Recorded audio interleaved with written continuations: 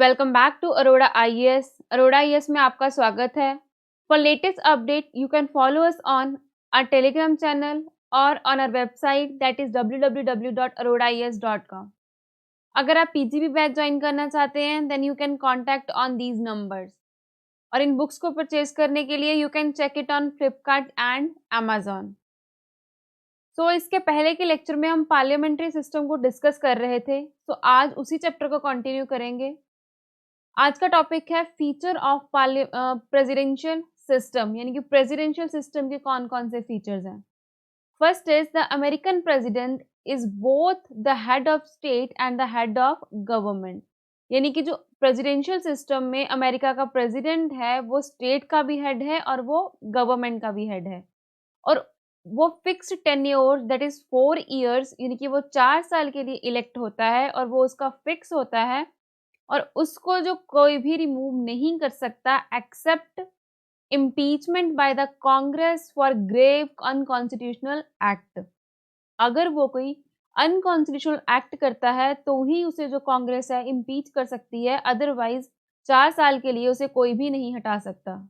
जो प्रेसिडेंट है वो अपने कैबिनेट्स या फिर स्मॉलर बॉडीज की हेल्प से गवर्न करता है, जिसको किचन कैबिनेट भी बोला जाता है। और ये जो कैबिनेट होती है वो सिर्फ एक एडवाइजरी बॉडी होती है, ना तो वो इलेक्टेड होती है, वो सिर्फ प्रेसिडेंट के द्वारा ही सिलेक्ट किए जाते हैं और उसी के द्वारा अपॉइंट किए जाते हैं और सिर्फ प्रेसिडेंट को ही रिस्पॉन्सिबल होते हैं और can be removed by him at any time. और जो प्रेसिडेंट है उनको कभी भी अपनी मर्जी से रिमूव कर सकता है और वो मेंबर्स जो होंगे वो लेजिस्लेचर के मेंबर्स नहीं होंगे। नेक्स्ट है the president and his secretaries are not responsible to the Congress. यानी कि जो प्रेसिडेंट है और उसके सेक्रेटरीज होंगे, यानी कि जो एग्जीक्यूटिव होंगे, वो कांग्रेस को रिस्पॉन्सिबल नहीं होंगे अपने एक्ट्स के लिए। और वो जो मेंबर होंगे neither possess membership in the Congress nor attended session. ना तो वो कांग्रेस के मेंबर होंगे और ना ही वो कांग्रेस के अटेंडेंस सेशंस को अटेंड करेंगे। और जो प्रेसिडेंट है वो हाउस ऑफ रिप्रेजेंटेटिव, यानी कि जो अमेरिका का लोअर हाउस है, जैसे हमारे यहाँ पे लोकसभा है, वहाँ पे है हाउस ऑफ रिप्रेजेंटेटिव, उसको जो प्रेसिडेंट है वो डिसॉल्व नहीं कर सकता। और प्रेसिडेंशियल सिस्टम में legislative, executive and judiciary power जो होती है गवर्नमेंट की, वो सेपरेटेड होती है। नेक्स्ट हम देखते हैं मेरिट ऑफ पार्लियामेंट्री सिस्टम, यानी कि पार्लियामेंट्री सिस्टम के एडवांटेजेस क्या है। First is harmony between legislature and the executive. The greatest advantage of the parliamentary system is that it ensure harmonious relationship. Because parliamentary system में क्या होता है कि जो legislature and executive होते हैं वो एक दूसरे को responsible होते हैं, जिसके कारण उन दोनों में harmonious relationship जो है वो ensure रहता है। Corporation between the legislative and executive organs of the department, वही कि वो दोनों जो काम करेंगे वो कॉर्पोरेशन के साथ करेंगे, एक दूसरे के साथ मिलकर करेंगे। और जो एग्जीक्यूटिव होता है वो लेजिस्लेचर का ही पार्ट होता है और both are interdependent at work, और काम के लिए वो एक दूसरे पर ही डिपेंड करते हैं। नेक्स्ट है responsible government. The ministers are responsible to the parliament for their acts. यहाँ पे जो मिनिस्टर्स होंगे वो अपने हर काम के लिए पार्लियामेंट को रिस्पॉन्सिबल होंगे और जो पार्लियामेंट होगी exercise control over the ministers through various devices like question hour, discussion, adjournment motion and no confidence motion. यानी कि जो पार्लियामेंट होगी वो मिनिस्टर्स की जो पावर होगी उसको कंट्रोल करेगी, किसके थ्रू? क्वेश्चन आर्स के थ्रू, डिस्कशन के थ्रू उनसे पूछ सकती है उनके कामों के बारे में, नो कॉन्फिडेंस या फिर adjournment motion. Next is prevent despotism, यानी कि the authority is vested in a group of individuals and not a single person. यहाँ पे जो पावर है वो एग्जीक्यूटिव और लेजिस्लेचर की, वो सिंगल अथॉरिटी के पास नहीं है, वो ग्रुप ऑफ इंडिविजुअल्स के पास है। यानी कि एग्जीक्यूटिव में जो है वो काउंसिल ऑफ मिनिस्टर्स है, वहां पे जो पावर किसी सिंगल पर्सन के पास ही नहीं है। और यहाँ पे जो एग्जीक्यूटिव है वो पार्लियामेंट को रिस्पॉन्सिबल होती है और उसको जो है नो कॉन्फिडेंस मोशन से कभी भी डिसॉल्व किया जा सकता है। तो इसी के कारण यहाँ पे जो डेस्पोटिज्म की है वो नहीं हो पाती। नेक्स्ट है रेडी अल्टरनेटिव गवर्नमेंट। जो हेड होता है हमारे स्टेट का, that is president, can invite the opposition party to form the government in case the ruling party lose its majority. अगर जो रूलिंग पार्टी है वो मेजोरिटी में ना रहे तो जो हेड ऑफ द स्टेट है, दैट इज प्रेसिडेंट, वो ओपोजिट पार्टी को जो है वो इनवाइट कर सकता है गवर्नमेंट बनाने के लिए। यहाँ पे जो है वो अल्टरनेटिव गवर्नमेंट बनेगी विदाउट द फ्रेश इलेक्शंस, यानी कि बिना इलेक्शंस करे अगर ओपोजिट पार्टी जो है वो अपनी मेजोरिटी साबित कर देती है तो जो प्रेसिडेंट होंगे उनको गवर्नमेंट सौंप देंगे, गवर्नमेंट बना देंगे उस टाइम पे। Next is wide representation. In a parliamentary system, the executive consists of group of individuals. Parliamentary system में जो एग्जीक्यूटिव है उसमें ग्रुप है इंडिविजुअल का, या वहाँ पे कोई सिंगल पर्सन नहीं बैठता। और वो जो इंडिविजुअल्स हैं वो अपने स्टेट के अलग अलग सेक्शंस, अलग अलग रीजन से आते हैं गवर्नमेंट में, और जिसके कारण वो अलग अलग सेक्शंस को रिप्रेजेंट कर पाते हैं वहाँ पे। The provide to possible to provide representation to all sections regions in the government. Next आते हैं demerits of the parliamentary system, यानी कि disadvantages. First is unstable government. Unstable means no guarantee that government will survive its tenure, कि यहाँ पे ऐसी कोई भी गारंटी नहीं है कि जो गवर्नमेंट है वो अपने टेन्योर तक सर्वाइव करेगी या फिर नहीं।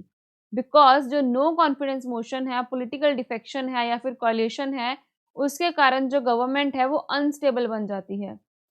क्योंकि यहाँ पे जो गवर्नमेंट है उसको नो कॉन्फिडेंस मोशन पास करके कभी भी डिसॉल्व किया जा सकता है। अगर लोकसभा में नो कॉन्फिडेंस मोशन पास हो जाए तो गवर्नमेंट इजीली डिसॉल्व हो जाएगी। Next is no continuity of policy. जैसे ही रूलिंग पार्टी चेंज होती है और उसी के साथ जो पॉलिसीज होती हैं गवर्नमेंट की वो भी चेंज हो जाती हैं। यानी कि जैसे ही कोई नई न्यू गवर्नमेंट आती है वो क्या करती है, उसके पहले की जो गवर्नमेंट होती है उनकी सारी पॉलिसीज को चेंज करके वो अपनी पॉलिसीज बना लेती हैं। Next is dictatorship of the cabinet. When the ruling party enjoy absolute majority in the parliament, the cabinet become autocratic and exercise nearly unlimited power. जिस टाइम पे जो पार्टी रूल कर रही होती है, मेजॉरिटी में होती है, अगर वो पार्टी एब्सोल्यूट मेजॉरिटी में है, यानी कि पार्लियामेंट में उसके ज़्यादा मेंबर हैं, तो उस टाइम पे जो उसकी कैबिनेट होती है वो ऑटोक्रेटिक बन जाती है और उसके पास जो है अनलिमिटेड पावर्स आ जाती हैं। मीन्स कि वो अपनी मर्जी से जो चाहे वो जो रूल्स बनाने स्टार्ट कर देती हैं, बिकॉज़ वहाँ पे जो ऑपोजिशन होती है उनका जो दबाव है उन पे कम हो जाता है। बिकॉज़ पार्लियामेंट में जो होते हैं उनके मेंबर ज़्यादा होते हैं। तो वो इजीली कोई भी लॉ अपनी मर्जी से पास करवा सकते हैं वहाँ पे। नेक्स्ट है against separation of power. In the parliamentary system the legislature and the executive are together and inseparable. Parliamentary system में क्या होता है कि जो लेजिस्लेचर है एंड एग्जीक्यूटिव है वो दोनों एक साथ रहते हैं, वो इनसेपरेबल है, उनको सेपरेट नहीं किया जा सकता। जो कैबिनेट है act as a leader of the legislature as well as the executive, यानी कि जो कैबिनेट होती है वो लेजिस्लेचर के भी लीडर की तरह काम करती है एंड एग्जीक्यूटिव के भी। नेक्स्ट आता है गवर्नमेंट बाय इमेच्योर्स, यानी कि अनप्रोफेशनल्स, नॉन प्रोफेशनल्स। जो मिनिस्टर्स होते हैं कैबिनेट में वो नॉन एक्सपर्ट्स होते हैं अपनी फील्ड में। बिकॉज जो प्राइम मिनिस्टर है उनके पास लिमिटेड चॉइस होती है मिनिस्टर्स की सिलेक्शन के लिए। उनको जो मिनिस्टर्स होते हैं वो अपनी एमपीज में से ही चुनने होते हैं। Do not extend to external talent, यानी कि वो उससे बाहर से नहीं ले सकते। अगर कोई मिनिस्टर बाहर से लिया भी जाता है तो उसको 6 मंथ के अंदर पार्लियामेंट का मेंबर बनना पड़ता है। एंड द मिनिस्टर जो होते हैं वो devote most of their time to parliamentary work, cabinet meeting and party activities, यानी कि उनका ज़्यादा से ज़्यादा जो टाइम जाता है वो पार्लियामेंट्री के कामों में या फिर कैबिनेट मीटिंग्स में या फिर पार्टी एक्टिविटीज में जाता है। नेक्स्ट आता है reason for adopting parliamentary system, यानी कि इंडिया ने जो पार्लियामेंट्री सिस्टम को क्यों अडॉप्ट किया over the presidential system. First point यहाँ पे आता है familiarity with the system. Because Britishers के रूल के टाइम पे भी हमारे यहाँ पे पार्लियामेंट्री सिस्टम ही था, तो कॉन्स्टिट्यूशन मेकर्स ने कहा कि we are already familiar with the parliamentary system, कि हम ऑलरेडी पार्लियामेंट्री सिस्टम से फेमिलियर हैं। बिकॉज ब्रिटिशर्स के टाइम पे भी इंडिया में जो रूल होता था वो पार्लियामेंट्री सिस्टम से ही होता था।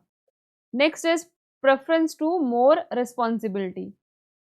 जो डेमोक्रेटिक एग्जीक्यूटिव होती है वो दो कंडीशन सेटिस्फाई करती है। फर्स्ट स्टेबिलिटी, यानी कि वो गवर्नमेंट स्टेबल रहेगी। सेकंड इज उसके पास रिस्पॉन्सिबिलिटी होगी। और यहाँ पे ऐसा पॉसिबल नहीं है कि ये जो दोनों चीजें हैं वो एक जगह पे इक्वल जो इंश्योर हो पाए, यानी कि it has not been possible so far to devise a system which can ensure both in equal degree, यानी कि कोई भी ऐसा सिस्टम बनाना पॉसिबल नहीं है यहाँ पे जो दोनों पावर्स हैं वो इक्वली जो है इक्वल डिग्री में प्रेजेंट हो। अगर हम देखें अमेरिका का सिस्टम, तो वहाँ पे स्टेबिलिटी ज़्यादा है, बिकॉज़ हम वहाँ की जो गवर्नमेंट है उसको हटा नहीं सकते हैं इजीली, और वहाँ पे जो है रिस्पॉन्सिबिलिटी कम है, यानी कि एग्जीक्यूटिव जो है वो लेजिस्लेचर को जवाबदेही नहीं देता, लेजिस्लेचर के लिए रिस्पॉन्सिबल नहीं होता। बट अगर हम ब्रिटिश का सिस्टम देखें तो वहाँ पे रिस्पॉन्सिबिलिटी ज़्यादा है और स्टेबिलिटी कम है। तो इसी तरह जो parliamentary system of executive has preferred more responsibility to more stability, यानी कि हमारे इंडिया में भी जो था वो मोर रिस्पॉन्सिबिलिटी को प्रेफर किया गया ओवर द स्टेबिलिटी। तो इसी के कारण हम जब भी चाहे अपनी गवर्नमेंट को नो कॉन्फिडेंस मोशन पास करके इजीली डिसॉल्व कर सकते हैं। नेक्स्ट आता है need to avoid legislative and executive conflict. जो फ्रेमर थे कॉन्स्टिट्यूशन के वो क्या चाहते थे कि जो कॉन्फ्लिक्ट है between the legislature and executive उसको अवॉइड किया जाए, बिकॉज उस टाइम पे हमारा जो देश था वो नया नया ही उसमें कॉन्स्टिट्यूशन बना था, नई नई लेजिस्लेटिव एंड एग्जीक्यूटिव बनी थी। तो अगर उस टाइम पे इनमें कॉन्फ्लिक्ट पैदा हो जाता तो डेफिनेटली उसका देश में बुरा असर पड़ता। नेक्स्ट है नेचर ऑफ इंडियन सोसाइटी।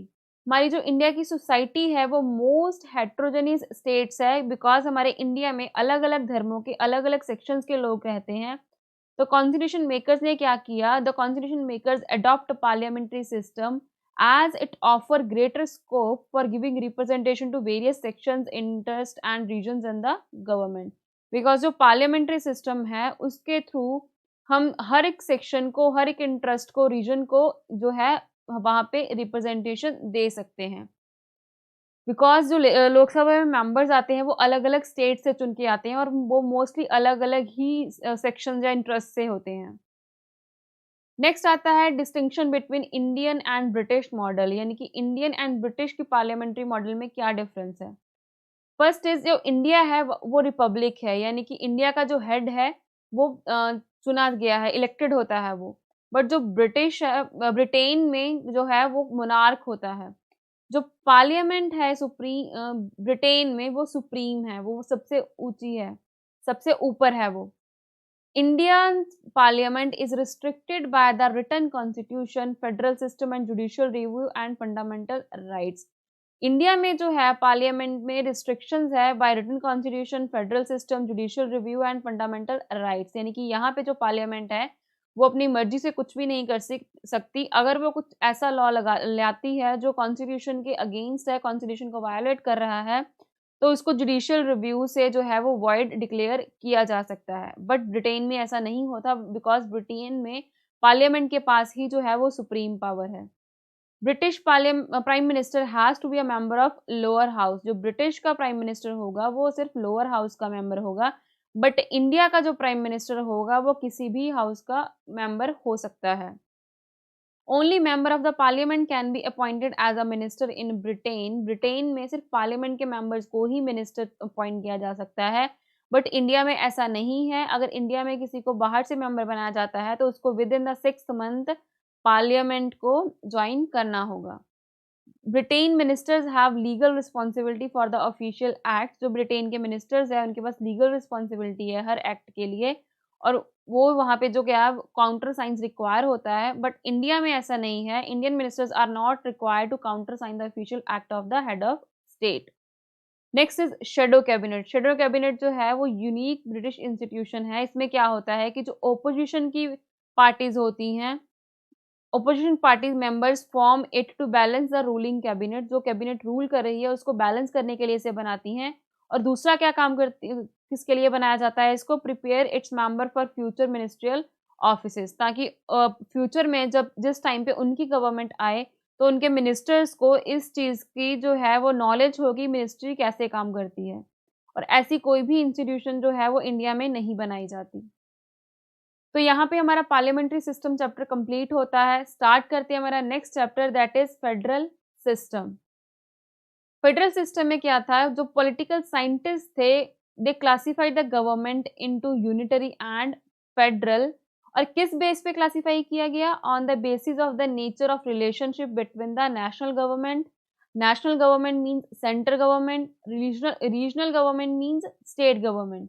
कि इन दोनों में रिलेशन कैसा है, उस बेसिस पे गवर्नमेंट को दो पार्ट्स में डिवाइड किया गया। First is unitary, second is federal. Unitary means कि सारी पावर्स जो होगी वो नेशनल गवर्नमेंट के पास होगी। अगर रीजनल गवर्नमेंट के पास अगर पावर होगी भी, तो उसकी जो अथॉरिटी होगी वो नेशनल गवर्नमेंट से ही ड्राइव होगी। और ऐसी गवर्नमेंट कहाँ पे है? ब्रिटेन में, फ्रांस में, जापान में एंड चाइना में। Next is federal government. Federal government में क्या होता है कि जो पावर होती है वो नेशनल एंड रीजनल गवर्नमेंट में डिवाइडेड होती है। और ऐसी गवर्नमेंट कहाँ पे है? यूएसए में, स्विट्जरलैंड में, कनाडा में एंड इंडिया में। फर्स्ट देखते हैं हमारा federal feature of the constitution, यानी कि कॉन्स्टिट्यूशन के फेडरल फीचर्स कौन कौन से होते हैं। First is dual polity. Dual polity means centre के पास अपनी पावर एंड स्टेट के पास अपनी power. The state and the centre are both endows with sovereign power, यानी कि दोनों के पास अपनी अपनी पावर्स होगी इन द फील्ड, जो फील्ड्स उनको कॉन्स्टिट्यूशन के द्वारा असाइन की गई हैं। Union government deal with the matters of national important, जो कि सेंट्रल यूनियन गवर्नमेंट होती है, यानी कि सेंट्रल गवर्नमेंट वो डील करती है नेशनल इंपॉर्टेंस, यानी कि जैसे डिफेंस हुआ, फॉरेन अफेयर्स हुए, करेंसी हुई, कम्युनिकेशन के साथ। और जो स्टेट गवर्नमेंट है वो डील करती है एग्रीकल्चर, कोई पब्लिक ऑर्डर हुआ, हेल्थ हुई, लोकल गवर्नमेंट के साथ। नेक्स्ट आता है रिटन कॉन्स्टिट्यूशन। फेडरल फीचर में क्या होता है कि जो कॉन्स्टिट्यूशन होता है वो रिटन होता है। The constitution is not only written document but also the lengthiest constitution of the world. यहाँ पे जो इंडिया का कॉन्स्टिट्यूशन है वो सिर्फ लिखा हुआ ही नहीं है बट वर्ल्ड का सबसे लेंथीएस्ट कॉन्स्टिट्यूशन है। और उसमें क्या बताया गया है? Specify the organisation, power and roles, किसके लिए? सेंटर एंड स्टेट के लिए। यानी कि सेंटर एंड स्टेट के ऑर्गेनाइजेशन के बारे में, पावर्स के बारे में एंड रोल्स के बारे में उसमें स्पेसिफाई किया गया है, सो दैट दोनों में जो है कभी मिसअंडरस्टैंडिंग या फिर डिसएग्रीमेंट जो है ना हो।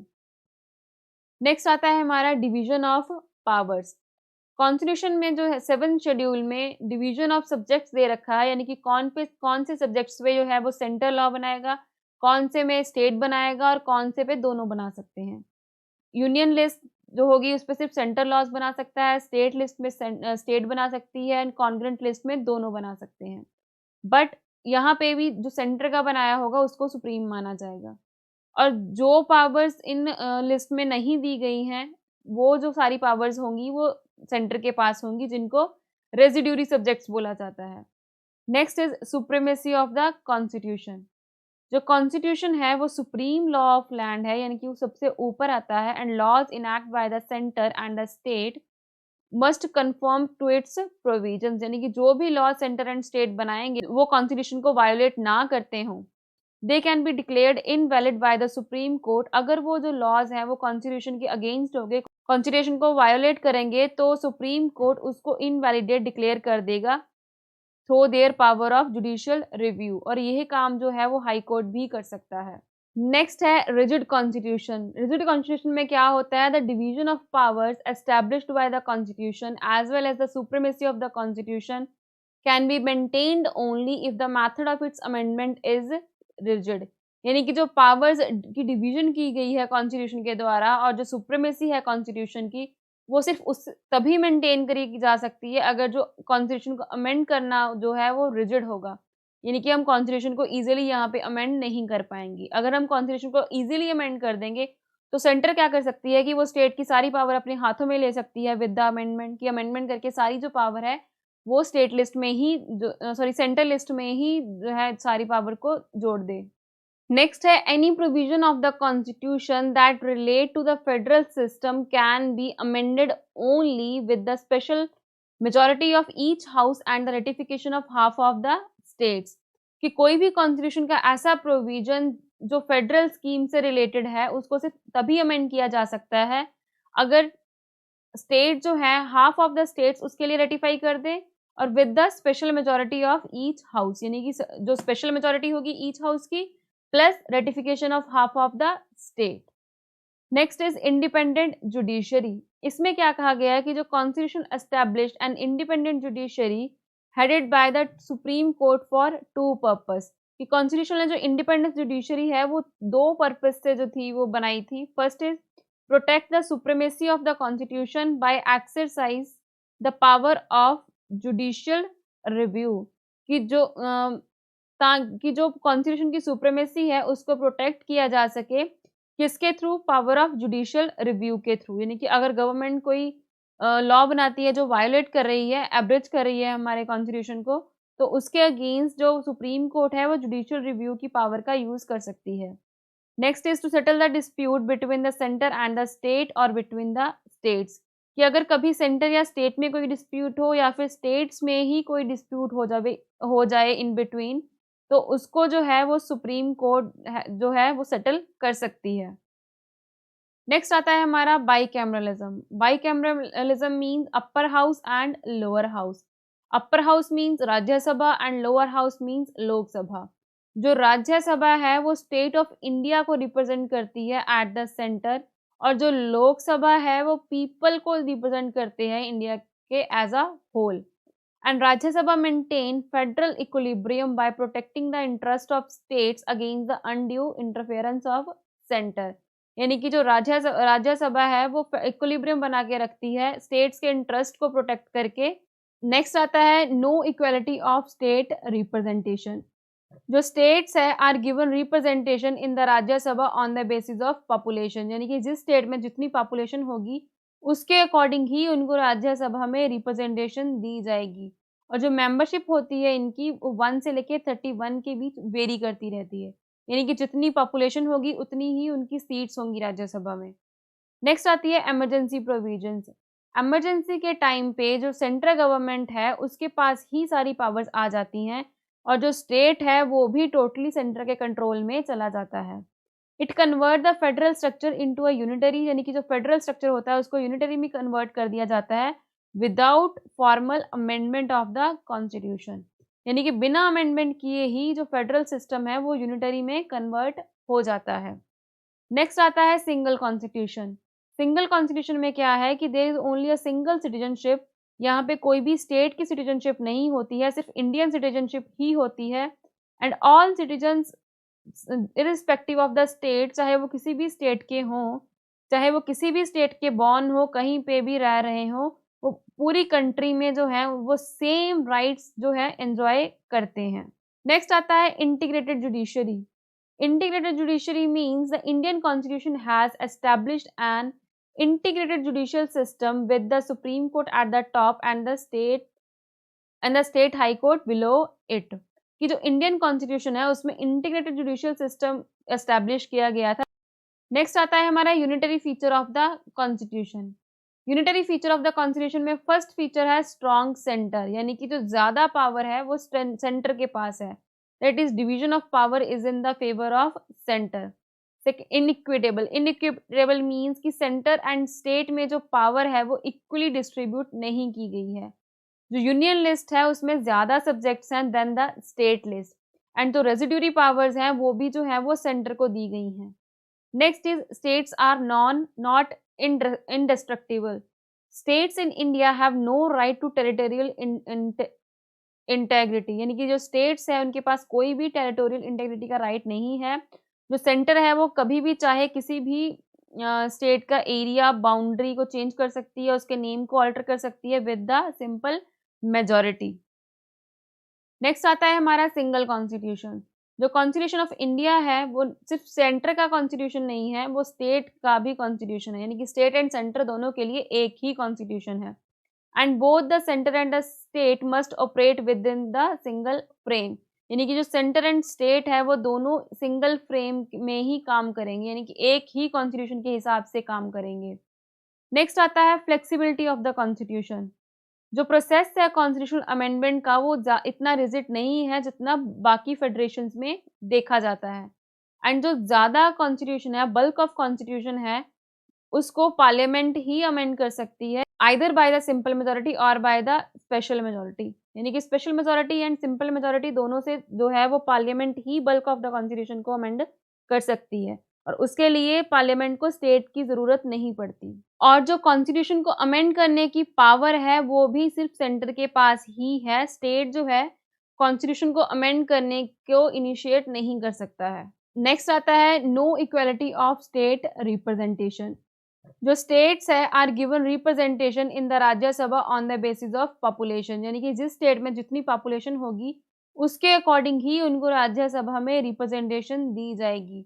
और जो मेंबरशिप होती है इनकी 1 से लेके 31 के बीच वेरी करती रहती है, यानी कि जितनी पॉपुलेशन होगी उतनी ही उनकी सीट्स होंगी राज्यसभा में। नेक्स्ट आती है emergency provisions.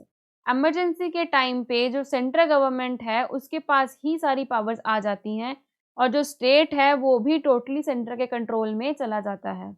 It convert the federal structure into a unitary, यानी कि जो फेडरल स्ट्रक्चर होता है उसको यूनिटरी में कन्वर्ट कर दिया जाता है without formal amendment of the constitution, यानी कि बिना अमेंडमेंट किए ही जो फेडरल सिस्टम है वो यूनिटरी में कन्वर्ट हो जाता है। नेक्स्ट आता है सिंगल कॉन्स्टिट्यूशन। सिंगल कॉन्स्टिट्यूशन में क्या है कि there is only a single citizenship. यहाँ पे कोई भी स्टेट की सिटीजनशिप नहीं होती है, सिर्फ इंडियन सिटीजनशिप ही होती है। And all citizens irrespective of the state, चाहे वो किसी भी स्टेट के हों, चाहे वो किसी भी स्टेट के बॉर्न हो, कहीं पे भी रह रहे हो, वो पूरी कंट्री में जो है वो सेम राइट्स जो है एंजॉय करते हैं। नेक्स्ट आता है integrated judiciary. Integrated judiciary means the Indian constitution has established an integrated judicial system with the Supreme Court at the top and the state high court below it। कि जो Indian constitution है उसमें integrated judicial system establish किया गया था जिसमें supreme court को सबसे ऊपर रखा गया और जो स्टेट के हाई कोर्ट्स हैं उनको उसके नीचे रखा गया। यहाँ पे जो सिंगल सिस्टम है कोर्ट का वो ही सेंटर और स्टेट दोनों के लॉज को एनफोर्स करता है। नेक्स्ट है all India service. All India service means the centre and the state government have separate public service, जैसे कि सेंटर की होती है union public service commission and state की होती है state public service commission. But in addition to that all India service जैसे कि IAS, IPS एंड IFS जो मेंबर्स है are recruited and trained by the centre, यानी कि जो मेंबर्स चुने जाएंगे ऑल इंडिया सर्विस के लिए उनको सेंटर जो है वो ट्रेन करेगा। which also have ultimate control over them, क्योंकि अगर कोई IPS या IAS ऑफिसर जो है वो किसी स्टेट में अपॉइंट होता है तो वहाँ पे उस पे कंट्रोल भी जो होगा वो सेंटर का होगा ना कि स्टेट का। बट दे वहाँ पे जो वो काम करेंगे वो स्टेट के लिए करेंगे, बट कंट्रोल जो होगा वो वहाँ पे उन पे सेंटर का होगा। नेक्स्ट आते हैं इंटीग्रेटेड ऑडिट मशीनरी। यहाँ पे जो कैग है audit accounts of the centre and the state government, यहाँ पे जो कैग होगी वो सेंटर एंड स्टेट दोनों के अकाउंट्स को ऑडिट करेगी और इसको अपॉइंट और रिमूव जो है वो प्रेसिडेंट द्वारा ही किया जाएगा बिना स्टेट से कंसल्ट किए। नेक्स्ट आता है हमारा parliament authority over the state. यहाँ पे क्या है कि जो पार्लियामेंट है is empowered to legislate on any subject of the state list if Rajya Sabha pass a resolution. अगर जो राज्यसभा है वो रेजोल्यूशन पास कर दे कि जो पार्लियामेंट है वो स्टेट के सब्जेक्ट्स को लेजिस्लेट कर सकती है तो वहाँ पे जो है वो पार्लियामेंट के जो बनाए हुए लॉज होंगे उनको माना जाएगा। Legislative competence of the parliament can be extended. जो लेजिस्लेटिव कॉम्पिटेंस है पार्लियामेंट का वो एक्सटेंड हो जाएगा बिना किसी अमेंडमेंट किए ही। नेक्स्ट आता है अपॉइंटमेंट ऑफ गवर्नर। जो गवर्नर है वो स्टेट का हेड होता है और उस पर उसको अपॉइंट कौन करता है, हमारा prime minister president, and he hold the office during the pleasure of president, और वो सिर्फ तभी तक ऑफिस होल्ड करता है जब तक प्रेसिडेंट चाहेगा। He also act as the agent of the centre. वो सेंटर के एजेंट की तरह भी काम कर सकता है बिकॉज कभी कई जगह पे ऐसा होता है कि गवर्नर और स्टेट्स में जो है वो तालमेल नहीं बैठ पाता, स्टेट कुछ और बोलती है और गवर्नर जो है वो सेंटर की कही हुई बातों पे काम करता है। And through him the centre exercise control over the state. वही कि उसके थ्रू जो सेंटर है वो स्टेट पे कंट्रोल करने की कोशिश करता है। नेक्स्ट आता है इंटीग्रेटेड इलेक्शन मशीनरी। जो इलेक्शन कमीशन है conduct elections not only for the state legislature but also for the centre legislature. जो इलेक्शन कमीशन है वो सिर्फ सेंटर के लिए ही इलेक्शंस कंडक्ट नहीं करता, वो स्टेट की इलेक्शंस भी कंडक्ट करता है। और बट इलेक्शन कमीशन को अपॉइंट कौन करता है, यहाँ पे भी प्रेसिडेंट करता है। नेक्स्ट आती है veto over the state bills. यहाँ पे जो गवर्नर है वो कुछ बिल्स को रिजर्व कर सकता है जिनको स्टेट लेजिस्लेचर ने पास किया होगा for the consideration of the president, और जो प्रेसिडेंट होगा वो उस बिल को विदहोल्ड कर सकता है, withhold assent to these bills in the first and the second instance. यानी कि चाहे उसके पास बिल पहली बार गया हो उस टाइम पे भी उसको विदहोल्ड कर सकता है, वो अपने एसेंट देना नहीं देना चाहे तो नहीं दे सकता, और सेकंड टाइम भी अगर उसके पास भेजा जाता है तो तब भी वो ऐसा कर सकता है। नेक्स्ट आती है critical evaluation of the federal system. इसमें क्या था कि जो इंडिया का कॉन्स्टिट्यूशन था has deviated from the traditional federal system, जैसा कि यूएस में है, स्विट्जरलैंड में है एंड ऑस्ट्रेलिया में है। यानी कि जो इंडिया का फेडरल सिस्टम था वो ट्रेडिशनल फेडरल सिस्टम से काफ़ी डेविएट था, उससे बहुत अलग था। इंडिया के फेडरल सिस्टम में जो थे वो काफ़ी ज़्यादा यूनिटरी यानी कि नॉन फेडरल फीचर थे। यहाँ पे जो पावर का टिल्ट था वो सेंटर की तरफ ज़्यादा था, यानी कि स्टेट के पास कम पावर्स थी और सेंटर के पास ज़्यादा पावर है। केसी वेयर ने क्या कहा कि जो कॉन्स्टिट्यूशन है इंडिया का वो क्वाजी फेडरल है, यानी कि वो पूरा फेडरल नहीं है, वो क्वाजी फेडरल है। के संथनम ने कहा कि two factors responsible for increased unitary bias in the Indian system, कि दो फैक्टर्स जो हैं वो रिस्पॉन्सिबल हैं इंडिया के यूनिटरी बायस के लिए। फर्स्ट इज कि जो dominance of centre in term of finance, कि जो फाइनेंस का सारा सिस्टम है वो सेंटर के पास है और स्टेट को ग्रांट के लिए सेंटर पे डिपेंड करना पड़ता है।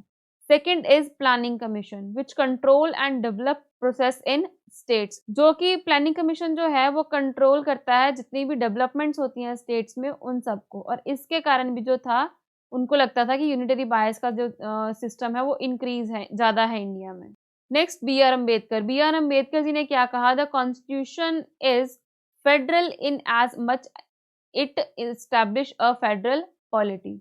Next in Bommai case 1994 supreme court ने कहा कि जो कॉन्स्टिट्यूशन है is federal and characterised federalism as it's basic structure, यानी कि जो फेडरल है वो कॉन्स्टिट्यूशन का बेसिक स्ट्रक्चर है।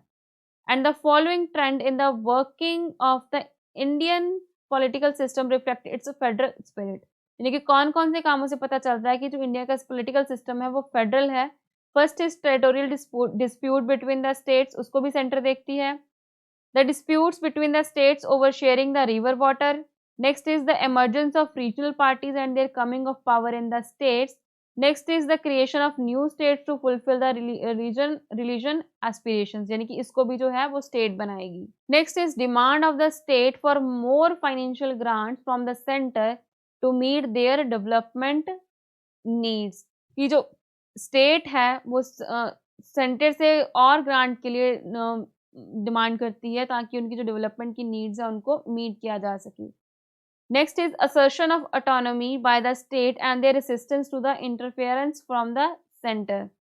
Next is supreme court imposition of several procedural limitations on the use of article 356 by the centre. तो यहाँ पे हमारा आज का लेक्चर कंप्लीट होता है और इसी के साथ हमारा फेडरल सिस्टम का जो चैप्टर था वो भी कंप्लीट होता है। मिलते हैं अपने नेक्स्ट लेक्चर में नेक्स्ट चैप्टर के साथ। Thank you.